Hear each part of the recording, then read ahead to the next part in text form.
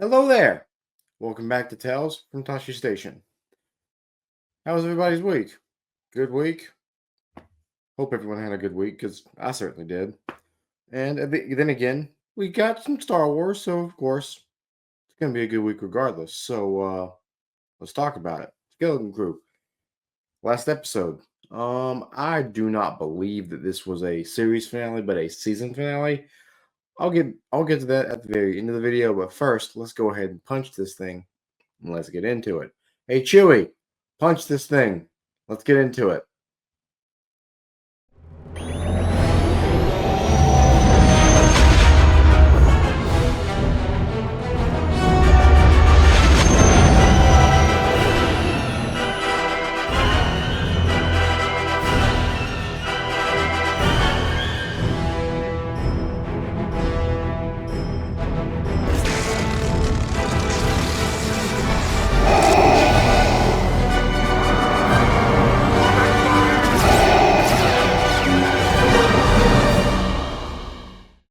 All right, so we open on the lightsaber igniting as Jod essentially puts on a performative theater show for the parents, basically saying that he's a Republic emissary, and he essentially plays them as he does this little like wrist twist thing to turn the lightsaber off, which I think was very performative. Again, this part of the episode, Jod's playing it up a lot. He's essentially trying to gain the trust of the parents and uh, Farah to get the supervisor, which works. He sends the rest of the kids and their parents back to their houses with the security droids watching them very closely as him, Fern, and Farah go to meet the supervisor. As we then cut to Wim essentially trying to tell his dad that there are things outside of the great work in the galaxy and that kind of what happened to him in during this whole adventure. And I mean, he kind of can't say anything because the safety droid's right there. So he goes up to his room and he tries to radio to Neel as the same safety droid or a different one, I'm not really sure, comes up and basically says, "Hey, I'm gonna have to report this." As Wim then plays it off to basically like he plays it off to make it seem like he's playing with his action figures as uh as the safety droid kind of just walks away. We then cut back to Jod, Fern, and Farah going to the supervisor as we get the reveal of the supervisor.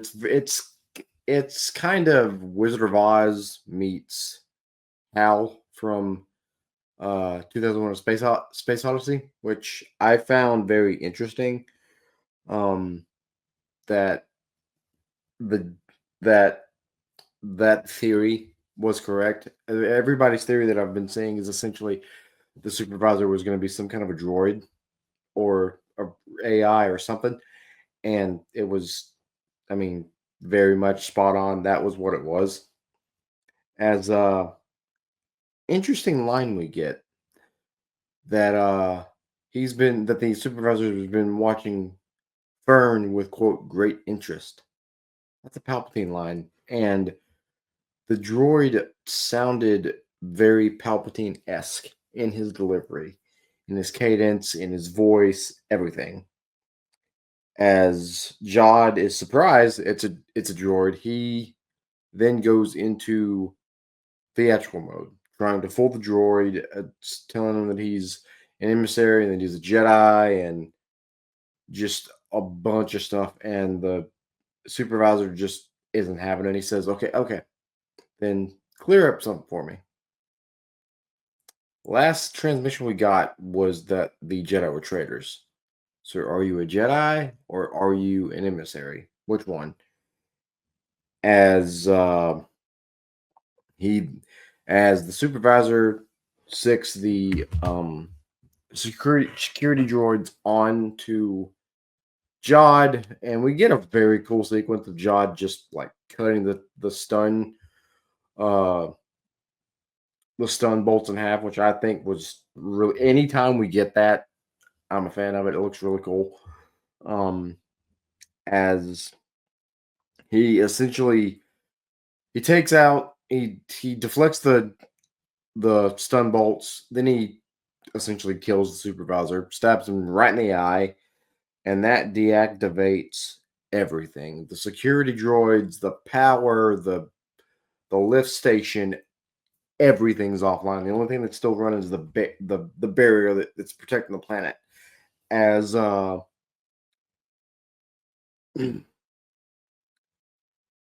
as as we then see Farah helps Jihad bypass the controls to allow the pirates to allow the pirates to land. As this is happening, Wim and Neel see the Wim and Wendell see the frigate the same time as Neel is enjoying a bubble bath, which I get it. You come home after a long vacation, all you want to do is take a bubble bath. I get it, kid. That's I mean, it's understandable. As as the pirates start to bomb all of Atatin, KB and Neel bike off to Wim's house as they then come up with a plan to go to get off planet to call for help as the kids in Wendell use the same shortcut that they used to find the ship in the first episode. And it's just this entire section is just oozing with with so many good callbacks. We get a really good chase scene that is, I swear, it is straight out of ET. I had a lot of really good a lot of ET vibes in this part of the episode as as they as the final thing they do is they essentially jump a ravine, jump a canyon to lose the pirates. And during my research, they posted it on StarWars.com that is a direct reference to the ET scene of them flying over the moon in ET.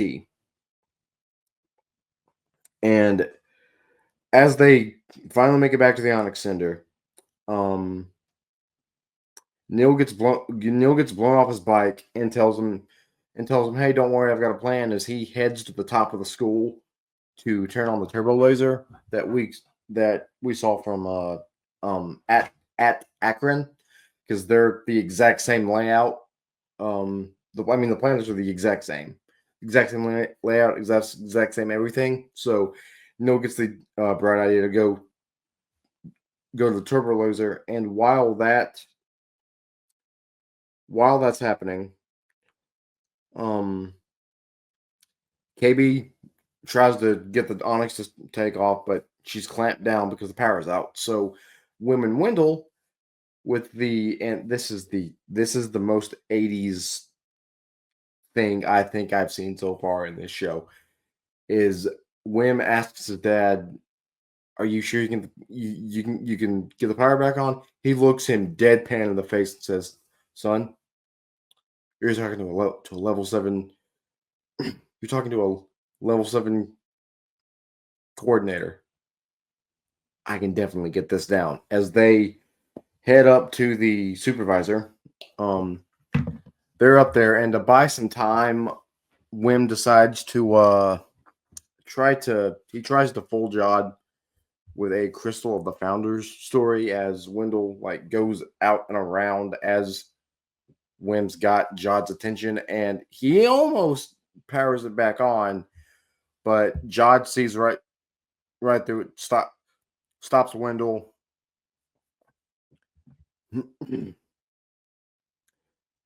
Wim manages to get away as well. Wait a minute, sorry.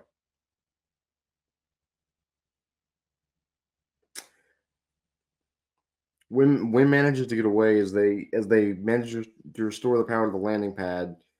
KB takes off as Neel covers her at in the turbo laser, as I'd mentioned before, and she's also got SM-33's head back and working as she's flying out of the barrier to get clear of the planet to call for help, as she radios Kim and says, "Hey, bring in the New Republic. We're being attacked." As this happens, the Onyx Center crashes. The Onyx Center crashes. The kids think that KB's dead, as we finally get a reveal of Jod's Jedi past. That he was found by a Jedi right after Order 66. She taught him a little bit, just a few things, right before she got caught and was ultimately killed.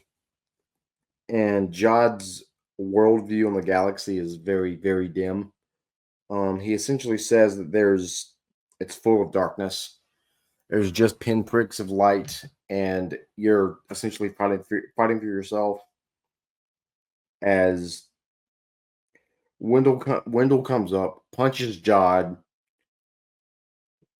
Wynn gets the saber as Jod's holding him back with the force. You can see his hand starting to starting to break as Farrah comes in, helps Wendell pull the lever to take the barrier down. As the New Republic comes in and cleans up the pirates.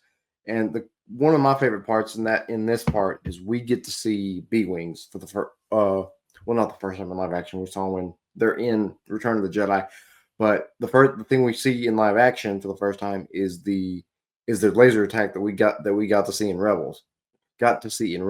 And that was just really cool to watch. Really cool to see in live action. And we see the last little bit of this episode, we see Jod go down with a ship. In a manner of speaking, he knows he's caught, and there's nothing he can do about it. As everyone leaves him behind, and they find out KB's alive. They go rescue her from the Onyx Cinder. As the last thing that we see is Wim sees X-wings flying overhead and a Corvette as we close on an image of the moon. Pretty good finale, I'll say. And I really think that we're gonna see a season 2, just because of the success of the show. I mean, this is the first time that I've seen the Star Wars fandom united in a very, very long time. And I think we're going to see a season 2 with them going under the galaxy, maybe starting to get trained to be. I mean, I think Wim's very much a Luke Skywalker character. He wants more, so maybe he goes to join the New Republic. Maybe he goes to join. Maybe he has some latent Jedi abilities. I don't know, but I do think we're gonna see a season 2, and I would like to see it, just because, like I said, I haven't seen the Star Wars fandom this united in a very long time, especially after how Acolyte kind of set the fandom on fire and really, really divided people. So it was nice. It was nice to see everyone getting along for a change. That was really nice. And like I said, I really enjoyed it. I really enjoyed this. So yeah. I mean, that's really all I've got as far as updates. I'm probably going to do either a Mara Jade, the last video of my Mara Jade series next week, or the last video of my Bad Batch versus Bad Batch versus Delta Squad video. I'm not sure which one yet. But I will have new content coming out next week. And well, till then, guys, may the force be with you.